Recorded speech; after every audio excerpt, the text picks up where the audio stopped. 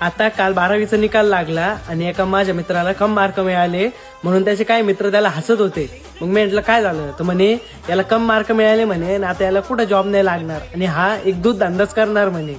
मग मी त्यांना म्हणलं अरे दादा हो, आता तुम्हाला जॉब लागून कितीचा लागणार आहे. मग ते म्हणे 10-15 हजाराचा. मग मी म्हटलं त्या मित्राला म्हणलं अरे आपल्या म्हशी कितीच्या आहे. मग तो म्हणे एक म्हैस 1.5 लाखाची आहे. आणि म्हणलं तू गडीला शेण फेकायची किती देतो. मग तो म्हणे 15 ते 20 हजार. मग मी त्या मुलांना म्हणलं अरे तुम्ही एवढं शिकून एवढे चांगले मार्क आणून तुम्ही 15-20 हजाराची नोकरी करताय 8 घंटे आणि इथे याच्या गडीला फक्त 2च तास काम करतोय आणि 15,000 रुपये पेमेंट आहे. मग ते कसे गुच्चूबच बसले. आणि म्हणून सांगतो भावांनो, दूध धंदा करतोय म्हणून कधी कमी नका समजू. आणि नाद असावा पण म्हशीवाल्याचा नसावा. # दूध उत्पादक. चांगल्या चांगल्यांना घोडा लावतो आम्ही.